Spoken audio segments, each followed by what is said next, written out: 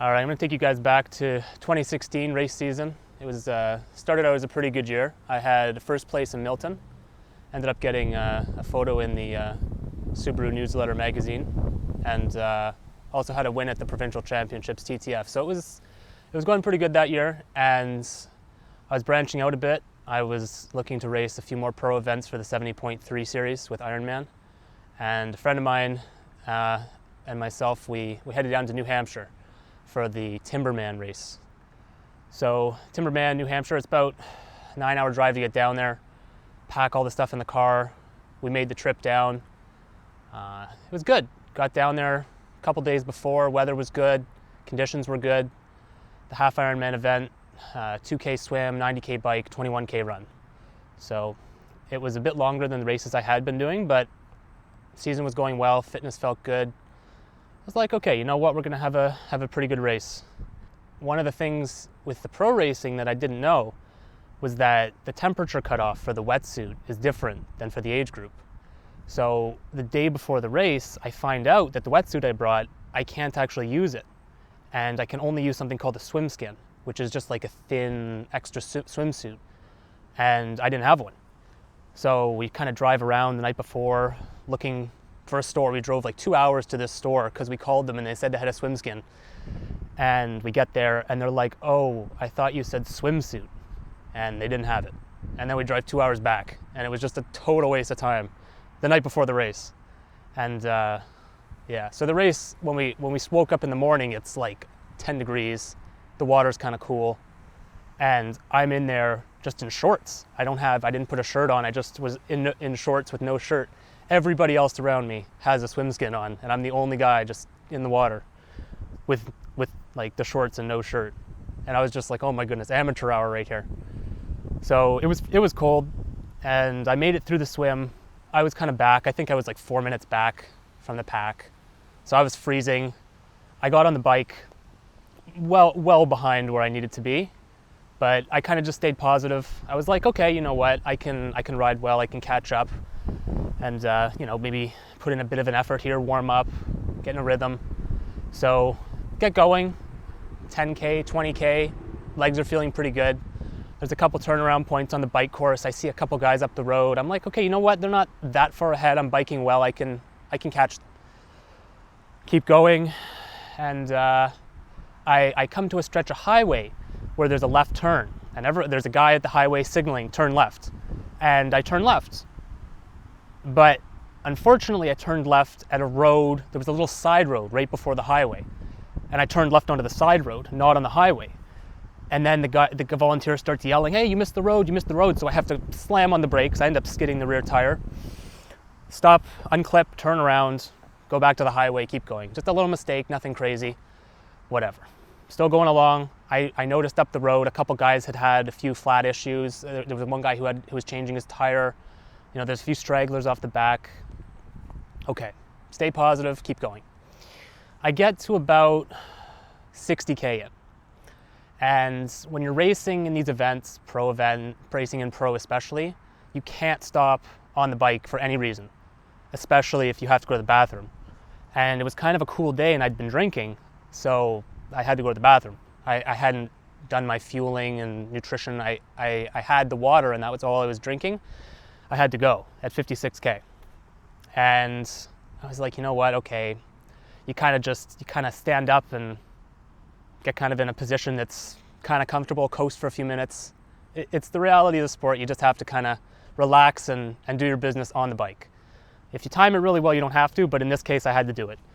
So I'm at 56K, standing up, taking a leak. Okay, it's coming down. It's warm. It's what it is. It drips down your leg, gets in your shoe. It's never a pleasant experience, but that's it's just what it is racing. As soon as I finish going to the bathroom, we got a church service in the back. We got a bell delay. All right, so where were we? We were on the bike, 56K in, just gone to the bathroom. The ideal after that situation is you keep riding, you let the wind sort of dry you out, you take your water bottle, you kind of hose yourself down a little bit, you let things kind of wash out, you just keep going. Unfortunately, as soon as I finished going to the bathroom, I just hear this hissing noise. And I look down and my rear tire is going flat.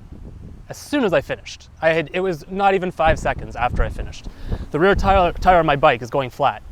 I make it like 50, 100 more meters, and it's gone. There's nothing, no air left in it. Normally, this isn't a problem. You can change your tube, 5-10 minutes, okay. In this case, I was running a disc wheel, which is like a full carbon aerodynamic wheel, tubular, so it's a glued on tire tube combination.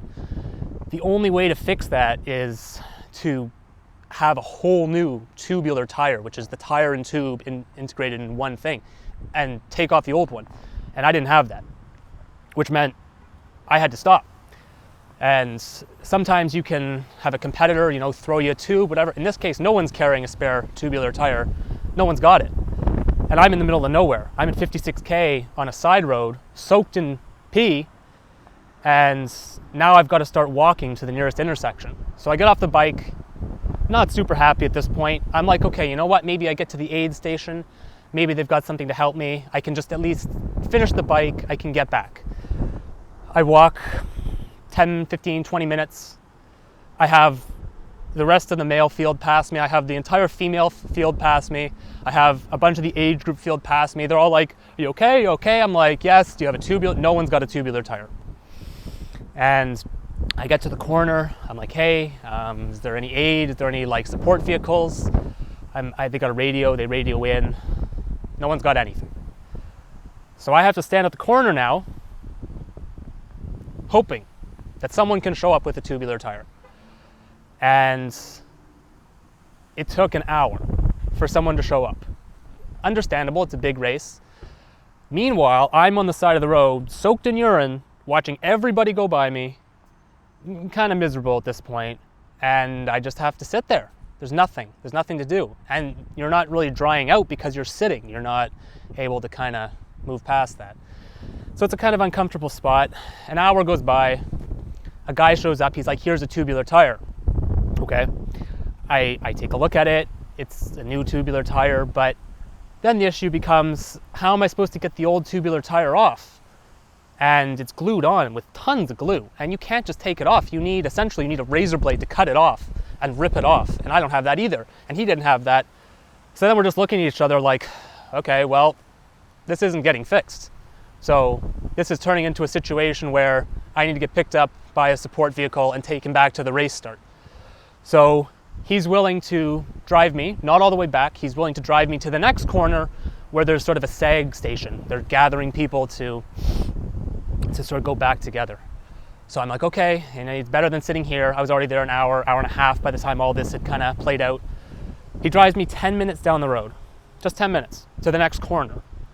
I get out, again, still soaked in urine, still I stink. The guy must have been looking at me like he didn't say anything. And I get out of the van, and then I take my bike out. There's a few other people who had some problems. There was one guy, a couple spokes had broken on his wheel. There was another lady there who was like, you know what, I signed up for this without really training, and I just had to stop. And I'm like, okay, fair enough. I had a tubular tire go flat. I can't fix it. We're all kind of just commiserating. And I didn't tell them that I had just soiled myself and was standing beside them. They probably smelled it, but whatever. And we're all sitting there for another hour, still just sitting there waiting for this vehicle to come. So finally a van comes, picks six or seven of us up, drives us back to the race start venue, which takes another 45 minutes because there's all this traffic of these bikes coming back as well, so we got to go super slow. So by the time I get back to the race start, my friend had finished, a whole bunch of the other pros had finished. They're wondering where the heck I am. It was 3 hours later. 3 hours from when I went to the bathroom on the bike, got the flat. I'm dried out by this point, and I'm just not super happy. I'm just like, I drove 9 hours to New Hampshire. I brought all my stuff. I was, kept going in the race. I had the fitness, and then just everything kind of went sideways on me. But I made it back to the start, checked in with my friend. I was like, you know what, I'm okay. I just had this happen. He's like, oh, okay, whatever it is. He didn't have a great race either. He said he had some difficulties on the run, and we were initially planning to stay over that night and drive home in the morning, but we just wanted to get out of there after that, leave it all behind us. So we ended up just driving the 9 hours home that night. Just get home, forget about it, and move on with ourselves. So I guess the only upside from this story was that that was the only time I've had a flat tire in a race. And I haven't had one since. Hopefully, I'm sure it'll happen again. You know, you risk it with these thin race tires. But that was the only time. And since then, I've been a little more smart with my spare tire selection. I've brought a spare tubular tire with me, and I've now switched to a different type of wheel system that doesn't require the glued-on tires. And even with that system, I'm carrying a spare inner tube, the tire lever to change it. At the very least, I'm a little more prepared for the next time this happens. So I hope you guys enjoyed my story. Thanks for checking it out. A little bit, it's embarrassing to tell it, but I mean, it's just the realities of pro racing sometimes, and there's lots more where that came from if you guys are interested. If you are looking to be working on bikes, fixing bikes, repairing bikes, starting a bike business, if that's you, check in the description box below. We're gonna be detailing very detailed instructions on how to start that up for yourself, make some money, flip bikes. Information below, and as always guys, go and give it a try.